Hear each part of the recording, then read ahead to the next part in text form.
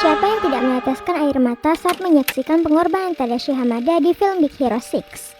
Kisah perjuangan adik jeniusnya Hiro bersama robot perawat menggemaskan bernama Baymax sukses mencuri hati kita lewat aksi pahlawan super futuristik di kota San Francisco.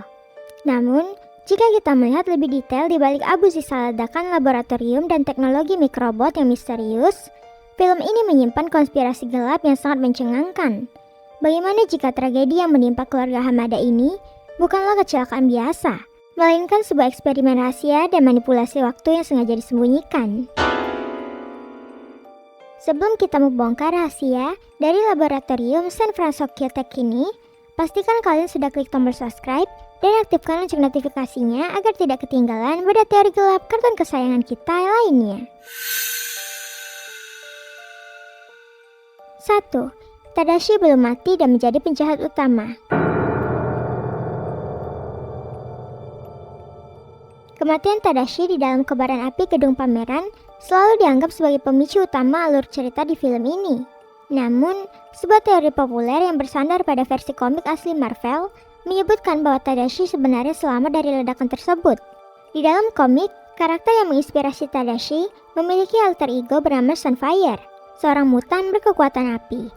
Teori konspirasi ini menduga bahwa Tadashi dievakuasi secara rahasia oleh organisasi misterius, lalu dicuci otaknya untuk menjadi sosok penjahat bertopeng kabuki yokai. Ini secara logis menjelaskan mengapa yokai memiliki kemampuan bela diri, refleks taktis, dan kelincahan tingkat tinggi yang mustahil dimiliki oleh Profesor Callaghan, seorang pria tua yang sepanjang hidupnya hanya menjadi dosen di laboratorium. 2. Paradoks perjalanan waktu. Teori fiksi ilmiah yang satu ini sangat mind-blowing, di mana disebutkan bahwa Tadashi sebenarnya adalah hero dari masa depan yang melakukan perjalanan waktu kembali ke masa lalu. Dalam lini masa asli yang hancur, Hiro gagal menyelamatkan kota, sehingga dia tumbuh dewasa, mengubah namanya menjadi Tadashi, dan kembali ke masa lalu untuk menciptakan Baymax sebagai pemandu bagi dirinya yang masih muda. Siklus waktu ini sengaja dibuat berulang agar Hiro muda selalu terlindungi dan tumbuh menjadi pahlawan super di waktu yang tepat. Teori ini diperkuat oleh detail emosional saat Baymax memindai Hiro dan mendeteksi memori pembuatnya, lalu berkata dengan tenang, "Tadashi is here." Yang secara harfiah berarti Tadashi memang sedang berdiri di sana, sebagai hero itu sendiri. 3. Portal dimensi dan koneksi terlarang antar semesta Disney. Saat Hiro dan Baymax melompati portal ruang waktu di akhir film, mereka memasuki sebuah dimensi kuantum yang sangat asing. Para penggemar menemukan banyak petunjuk silang yang mengaitkan teknologi portal ini dengan semesta Disney lainnya, seperti keberadaan patung dan lukisan Pangeran Hans dari film Frozen yang hancur di San Francisco. Teori ini meyakini bahwa replika portal ciptaan Crytek bekerja menggunakan prinsip lubang cacing yang serupa dengan sihir dimensi milik Doctor Strange. San Francisco sebenarnya berada di garis waktu distopia, di mana masa depan kerajaan-kerajaan kuno Disney telah bergabung menjadi kota metropolitan teknologi tinggi, dan portal tersebut bisa terhubung ke masa lalu mereka. 4. Baymax ditunjukkan sebagai senjata militer rahasia. Baymax selalu diperkenalkan oleh Tadashi sebagai robot perawat medis yang sangat lembut dan menggemaskan. Namun, jika kita melihat betapa mudahnya Hiro mengubah Baymax menjadi mesin tempur pembunuh hanya dengan mengganti chip pemrogramannya, memicu munculnya teori baru yang kelam. Proyek asli pembuatan Baymax diduga didanai oleh kontrak militer rahasia untuk menciptakan robot garis depan yang efisien.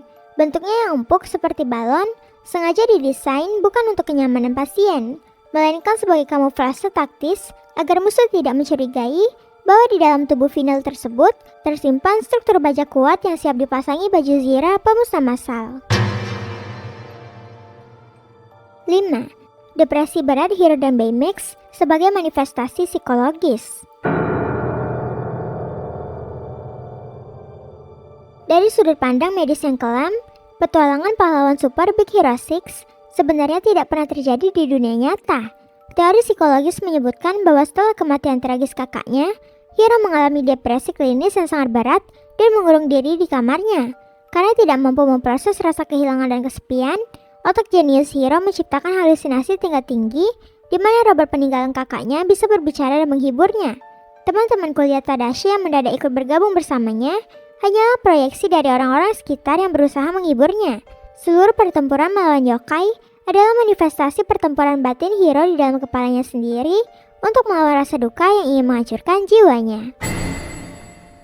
Pada akhirnya, Big Hero 6 membuktikan bahwa di balik gemerlapnya teknologi masa depan dan aksi kepahlawanan yang memukau, selalu ada harga mahal berupa kehilangan, trauma psikologis, dan rahasia kelam yang harus dibayar oleh seorang anak jenius bernama Hiro Hamada.